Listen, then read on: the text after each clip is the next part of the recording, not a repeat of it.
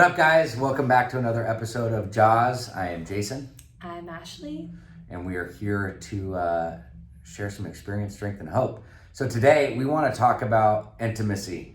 It is something that us as a couple have had many ups and downs about. It's something, especially in active addiction, where intimacy was not there. It was completely separated from us, and the addiction robbed us of that. But Ash, I think it would be important for you to talk about maybe what you were going through and that stage and to how we brought it back and how, quite frankly, we're struggling with it again. So I think it's something that's not really talked about a lot, but when your significant other is actively using and then they become sober, you're trying to get back that connection, that trust. A lot of times for females specifically, for me personally, intimacy is based on trust for females and not necessarily the same with males. For me, it's more emotional and a connectional basis. And so in order to feel intimate with somebody, I need to feel safe.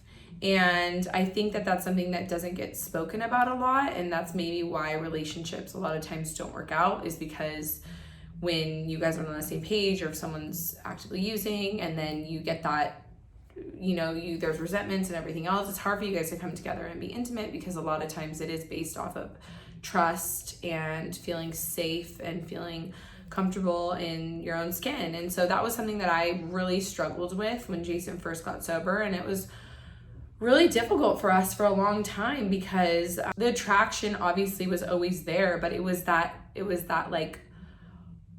like that safe emotional feeling that I really needed, that trust, in order to feel confident and comfortable being intimate with Jason again. And so that was something that we really worked on through therapy during the One sec though, something that we just need to be very real about is, let's pull off the Band-Aid here, is active addiction for me, and utilizing Adderall also came into a porn addiction, which also created no trust. That's where that's coming from.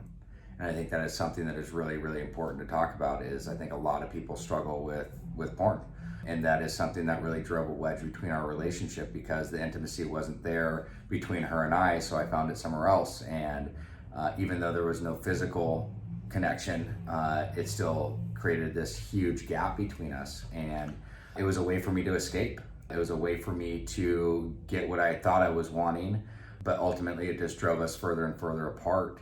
And, for us, it was a very, very challenging, trying time. I had, trying to put myself in her shoes. I don't even know that I could have forgiven, what I mean? There's so much work that has to be done through that. And to get back to that place, because when I got sober, I was like, this is going to be, we'll get right back to where we were at. One, the big thing is when I got sober again, I didn't really know how to be intimate. It felt weird. But also too is the trust factor from my side is like, I just thought it was going to be all better, which that's the way I operated. Maybe it's more of a male thing, where until Ashley was able to, explain and describe what she was going through, I didn't really understand that, because I was just like, okay, now I'm sober, everything's great. That wasn't the case. And so there was a lot of damage that was done. And I just wanted to throw that in there, because I think you were trying to respect me when you explaining that, but I think let's really talk about where that took us. Yeah, I think that's wow, very brave that you're saying that right now. And I think that it's something that a lot of people, I'm sure, struggle with, is anybody that is, for me, it almost felt like an emotional, affair in a weird way, even though it was porn.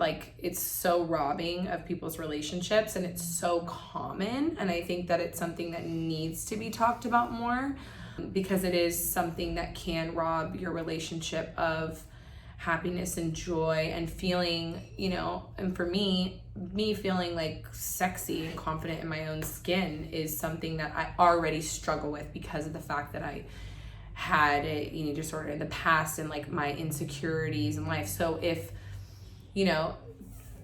that intimacy is something that I need for that safe, homey space, and already feeling insecure, it just puts the icing on the cake. So with that being said, how do we get out of that? How do we get out of that hole? What are the steps that we did in order to get to this place where we wanted to have another baby? We could have another baby. because we are on the other side now. And like, what did that look like? So do you want to explain like the steps that we like really had to do in order to get back to that trust place? So the first thing that we did is I had to get completely open and honest with myself. I had to surrender to this. This is something that consumed me, and I think it's really important for people to understand is there's a whole addiction with when you go into that porn element is where it almost becomes your reality. And when you get so infatuated with that, it's hard to really connect in real life reality. So there was a whole piece with that, and I saw that I was completely powerless, and I was totally unmanageable about that. But we had such a hard time with communication that we really needed to sit down with somebody and explain both of our sides with where things were at, so they could give us a course direction of how we can effectively communicate to take the next steps. So the first thing was getting open and honest and sharing it with somebody else that could help us navigate those waters. And it was really seeing and hearing what Ashley needed. I really needed to hear where she was at. I needed to understand what she was going through and how can I rebuild that trust.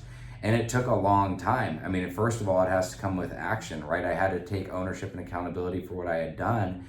And I had to prove myself that not only was I going to stay sober, but I was not going to act in these behaviors. But for me, both of those things went hand in hand. So as long as I was doing what I needed to do over the course of time, I started to develop trust. I started to do things that were more romantic, whether it was just, bringing Ashley flowers, making dinner, taking her out on a date, setting up a date night. And it was not just for the instant gratification of what sex brings. It's more of building that relationship again, because I was so prone to just, okay, let's do it, let's get over with, you know what I mean? Versus actually meeting her needs and her expectations.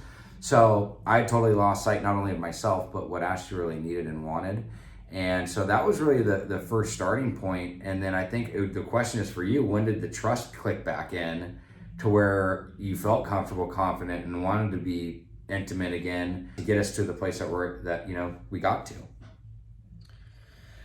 I think like time, like the fact that you were making an effort and showing that action of, you were reading that book, like She Comes First, and realizing that it wasn't just about, no pun intended. It wasn't just about like sex. It's about like a connection and having that love with one another. And that's something that I think a lot of people lose, especially if they watch porn. It's not like that at all when you're in love with somebody. So I think just acknowledging my wants and my needs physically, mentally, emotionally, and like slowing down the process of understanding that like I'm not a guy, so I can't just like turn it on like that. I'm not like that. And it was a matter of actions. Like I think that really for me helped me to connect more with you. We started doing these exercises together where like our therapist would literally make us put our heads together and just be there, holding each other, touching each other, like what that really kiss for 60 seconds. Yeah. Just literally lock lips. I mean, there was a lot of tools behind that, that we really worked on. And continue, I'm sorry. Yeah, no, it was so helpful. And then realizing like when you get to that point too, because for me, I had to also get to a point where, okay, Jason's like doing this work, he's showing this action, but I also need to learn to let go of those resentments and work on those things that made me so upset so that I can like relax and be comfortable in my own body and let him make me feel comfortable again. Or me feel comfortable and then let him take care of me. Like, I know that sounds kind of weird, but I think that intimacy is always something that's one, like a lot of people don't really want to talk about it, but a lot of people struggle with it. It's one of the biggest, I think,